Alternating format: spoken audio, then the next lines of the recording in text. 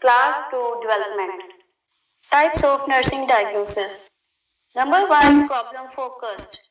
Number 2, risk. Number 3, health promotion. Number 4, syndrome. Number 5, possible. Number 1, problem focused nursing diagnosis. A problem focused diagnosis, also known as actual diagnosis, is a client problem that is present at the time of the nursing assessment. These diagnoses are based on the presence of associated sign and symptom. Problem-focused nursing diagnosis have three components. Nursing diagnosis is a problem-related factor, etiology, and defining characteristic is a sign and symptom. Example of actual nursing diagnosis are ineffective breathing pattern, anxiety, acute pain, impaired skin integrity.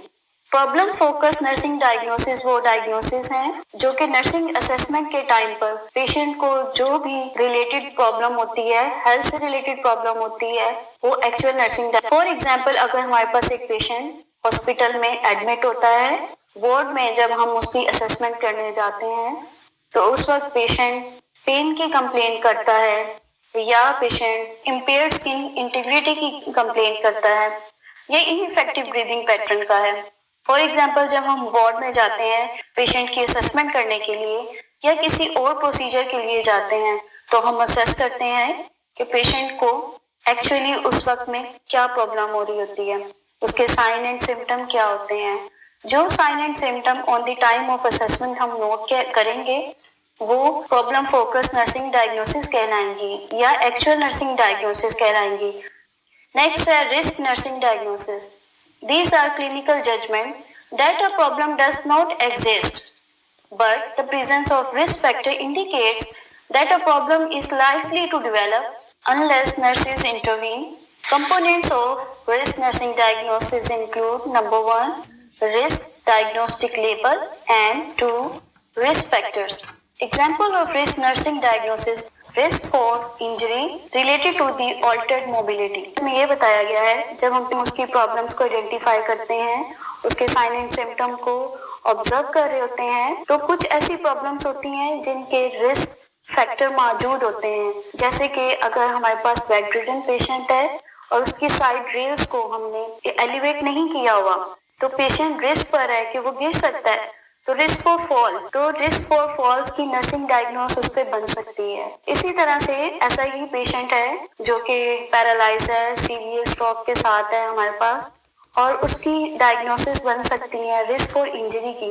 Risk for injury इसलिए कि अगर patient कोई activity करना चाह रहा होता है और उसकी मसल वीकनेस की वजह से या जॉइंट की वीकनेस की वजह से पेशेंट जो है वो एक्टिविटी परफॉर्म ना कर पाए। फॉर एग्जांपल, पेशेंट जो है उठ के बैठना चाह रहा है, आउट ऑफ बेड होना चाह रहा है या खड़ा होना चाह रहा है और मसल वीकनेस की वजह से वो खुद खड़ा ना हो पाए और तो पेशेंट गिर सकता है। जब वो गिर जाएगा तो उसको फ्रैक्चर भी हो सकता है, इंजरी आ सकती है। डायग्नोसिस बनाते हुए हम डायग्नोस्टिक लेबल रिस्क यूज करेंगे और रिस्क फैक्टर जो होगा वो हमारा इटियोलॉजी में आ जाएगा, लाइक मसल वीकनेस आ गया, और इसमें हम साइन एंड सिम्टम नहीं लिख सकते हैं। तो रिस्क नर्सिंग डायग्नोसिस हमारे पास 2 पार्ट नर्सिंग डायग्नोसिस होगी जिसमें प्रॉब्लम यानी कि रिस्क डायग्नोस्टिक लेबल आ जाएगा और पेशेंट की इटियोलॉजी आ जाएगी। नेक्स्ट है health promotion diagnosis. Health promotion diagnosis, also known as wellness diagnosis, is a clinical judgment about motivation and desire to increase well-being. Health promotion diagnosis is concerned in individual, family or community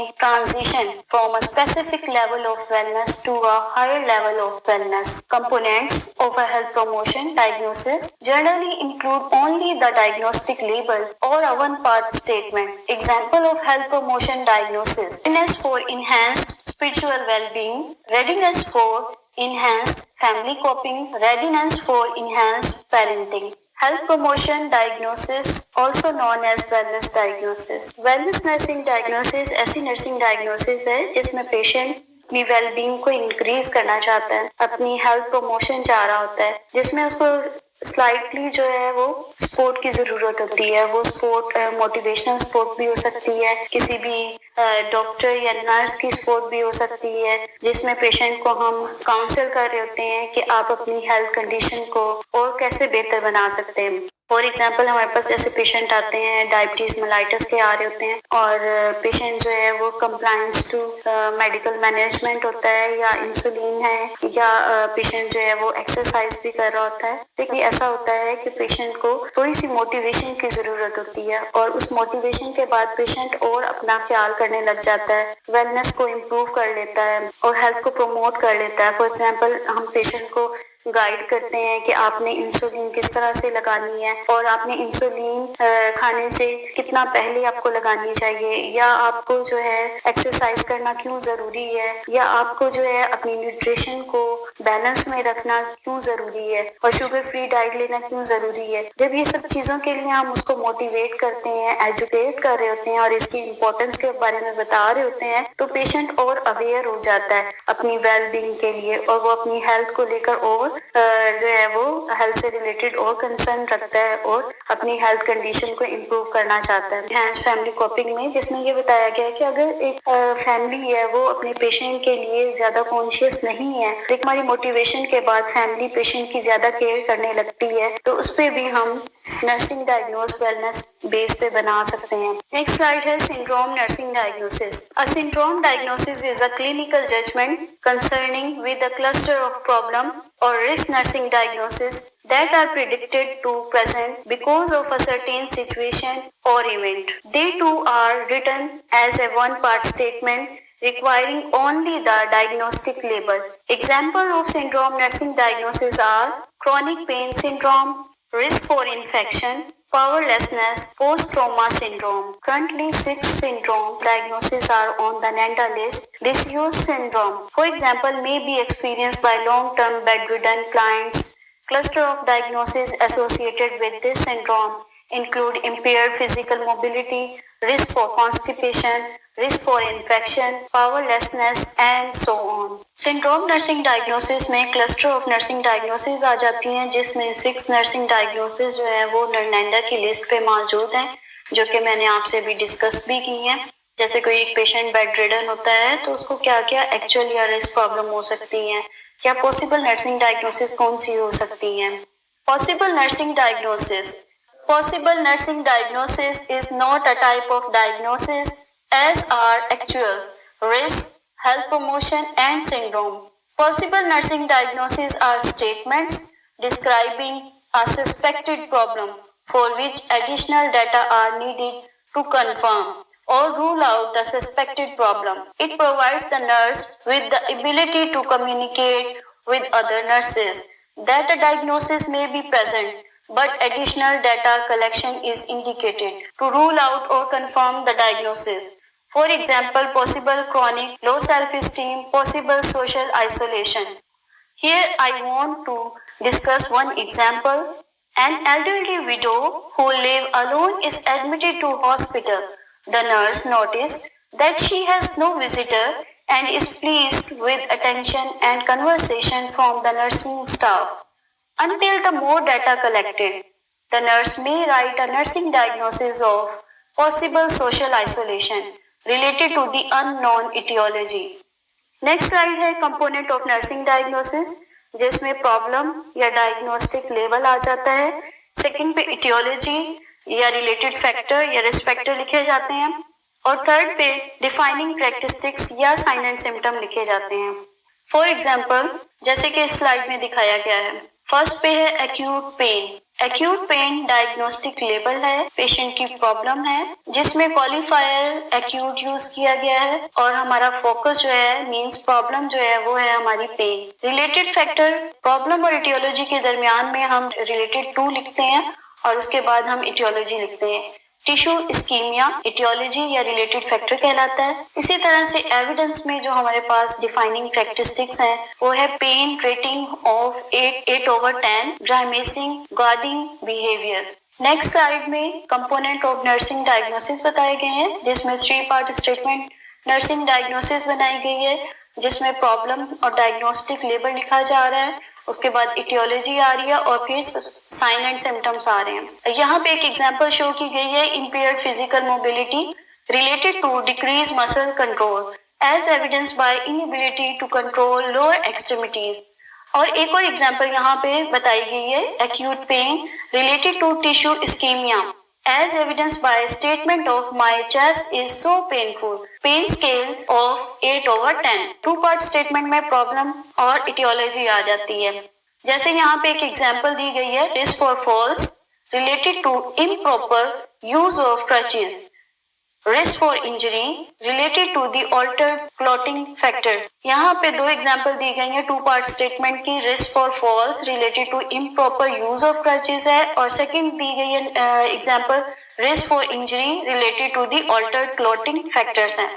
one part statement की तीन examples यहाँ पे दी गई हैं। Readiness for enhance breast feeding है, rape trauma syndrome है और थर्ड है readiness for enhance coping. One part statement में खास बात ये है कि सिर्फ प्रॉब्लम लिखी जाती है, इटियोलॉजी नहीं लिखी जाती है। नेक्स्ट स्लाइड है problem and definition. The problem statement or the diagnostic label describe the client health problem or response for which nursing therapy is given as concisely as possible.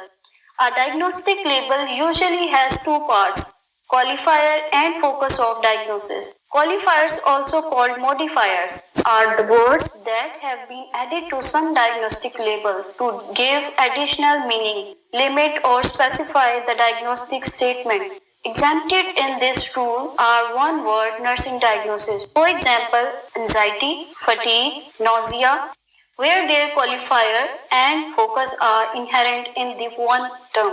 यहाँ पे इस स्लाइड में ये बताया गया कि प्रॉब्लम स्टेटमेंट जो होती है या डायग्नोस्टिक लेबल जो होता है वो पेशेंट की हेल्थ कंसर्न को शो कर रहा होता है।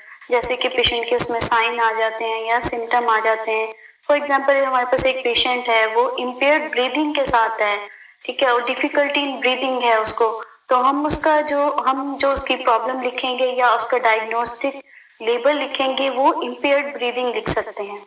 अच्छा, इसमें ये बताया गया है कि डायग्नोस्टिक लेबल के टू पार्ट्स होते हैं। फर्स्ट में क्वालिफायर लिखा जाता है एंड सेकंड पे जो है वो फोकस लिखा जाता है। जैसे कि एक पेशेंट है एक्यूट पेन के साथ, तो एक्यूट जो है वो हमारा क्वालिफायर होगा और फोकस जो है वो हमारी डायग्नोसिस होगी।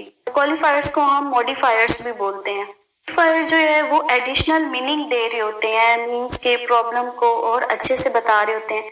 फॉर एग्जांपल जैसे कि हम वर्ड यूज करते हैं इंक्रीज का या डिक्रीज का या हाइपर का या जो है हाइपो का वर्ड यूज करते हैं, तो ये हमारे क्वालिफायर्स हैं या मॉडिफायर्स हैं। फोकस जो है वो हमारी प्रॉब्लम आ जाती है। जैसे मैंने बताया कि एक्यूट जो है हमारा क्वालिफायर है, तो फोकस जो होगा हमारी मीन्स प्रॉब्लम जो है वो पेन हो सकती है।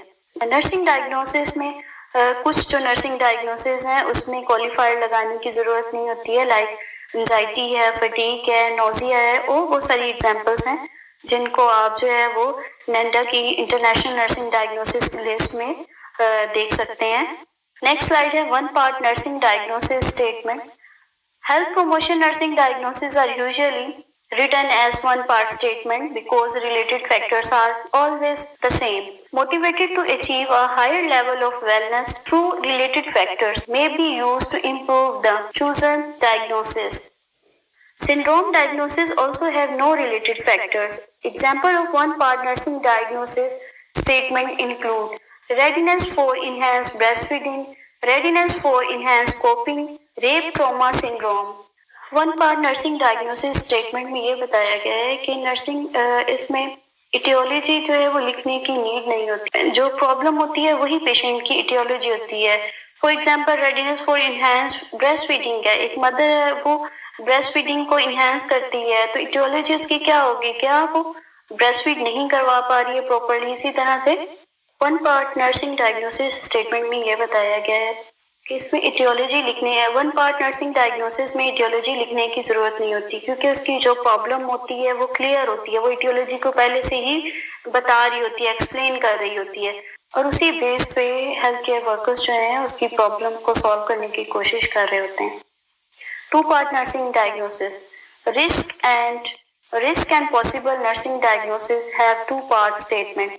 The first part is the diagnostic label and the second is validation for a risk nursing diagnosis or the presence of risk factors. It's not possible to have a third part of risk or possible diagnosis because sign and symptom do not exist. Example of two-part nursing diagnosis statement include risk for infection related to the compromised host defense, risk for injury related to abnormal blood profile, possible social isolation related to the unknown etiology.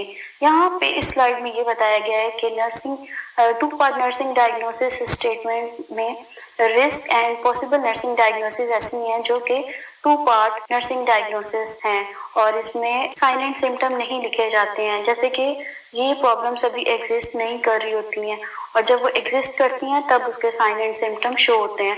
तो इस तरह से हम two part nursing diagnosis statement को two parts में ही लिखते हैं। इसमें थर्ड पार्ट मीन्स उसके साइन एंड सिम्टम या डिफाइनिंग कैरेक्टरिस्टिक्स को नहीं लिखा जाता है। नेक्स्ट स्लाइड है three part nursing diagnosis statement. An actual और problem focus nursing diagnosis have three part statements: diagnostic label, contributing factors related to, and sign and symptoms as evidenced by or as manifested by.